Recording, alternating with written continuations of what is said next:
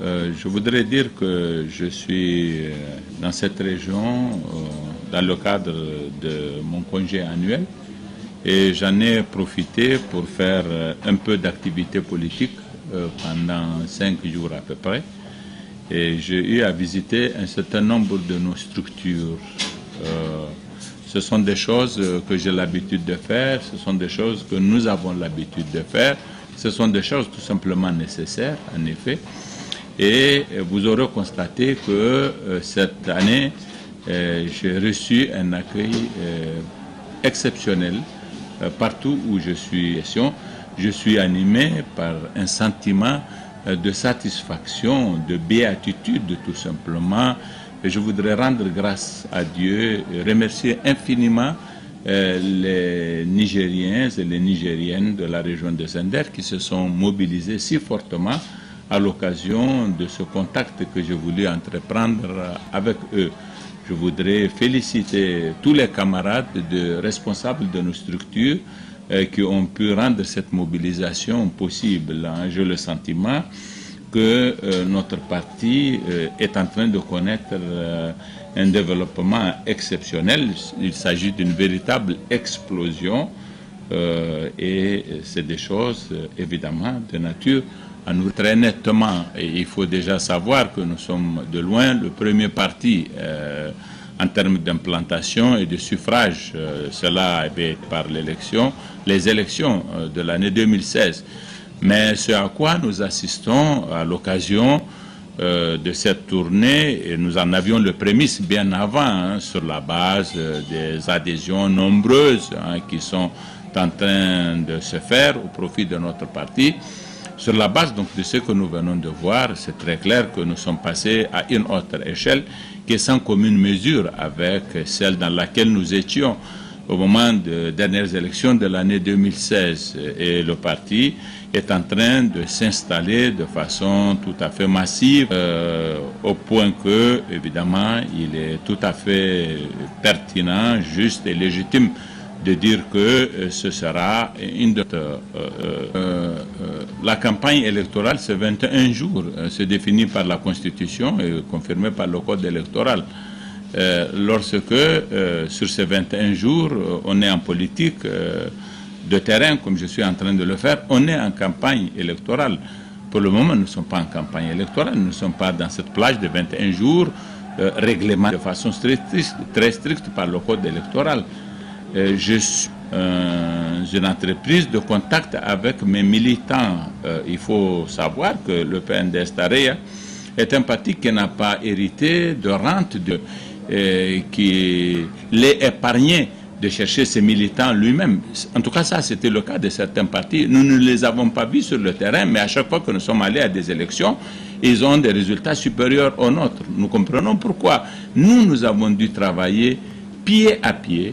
Nous avons dû construire notre parti brique après brique. Nous avons dû souffrir et cette souffrance, elle s'est traduite notamment dans des visites sur le terrain, village par village, sur l'ensemble. Si un président de parti devait attendre uniquement la période de la campagne électorale pour agir, pour bouger, pour aller sur le terrain, à quoi ça sert de faire des partis politiques?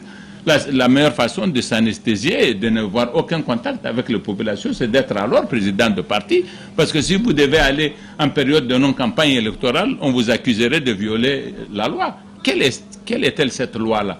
Qu'on nous dise une seule disposition de la loi électorale ou de la charte des partis politiques qui nous fait interdiction d'entrer en contact avec nos militants quand on est hors de la période électorale. Un président de parti politique se doit d'être sur le terrain, en effet, d'être en contact avec ses militants. La forme du contact, elle dépend des situations, tout simplement. Il y en a qui auraient bien voulu recevoir des bains de foule, comme je suis en train de le faire en ce moment. Donc non, je ne suis pas en électoral, mais aucune loi ne me fait interdiction de contacter mes militants. Quelle peut être la forme de ce contact? C'est les circonstances qui l'imposent. Je peux vous dire qu'en sortant, moi, j'avais préparé un discours.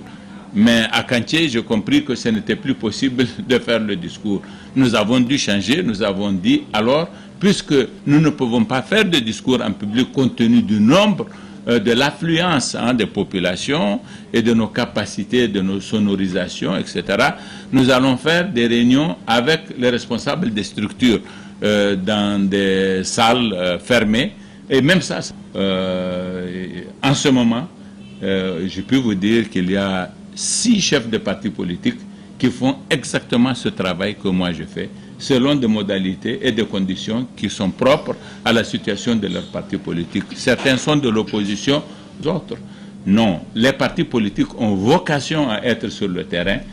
C'est ce que nous avons toujours fait. C'est ce que je continuerai à faire parce que je suis le président de... Je le respectais. Non. Je serai en contact avec les populations. En tant que président du PNDS Taraya, pour connaître le Niger, il y a des départements, figurez-vous, que je ne connais pas. Vous pensez que je vais m'interdire d'aller à Falmey, que je n'ai jamais visité? Je me propose d'aller à Falmey, de connaître les populations de Falmey, de connaître les problèmes de Falmey, pour que j'ai désormais une idée de ce qu'ils sont et que je puisse y répondre lorsque, si Dieu le veut, un jour, je devais être président de la République. Donc non, ils se trompent, ceux qui pensent que un président de parti politique, surtout lorsqu'il est au pouvoir, ne doit jamais agir, doit rester chez lui. Mais alors, qu'est-ce qu'il connaîtrait de son pays? Qui le connaîtrait? Et comment peut-il battre campagne? Et en vertu de quoi il pourrait parler aux Nigériens pour leur dire qu'il est capable de faire ceci ou cela? Non.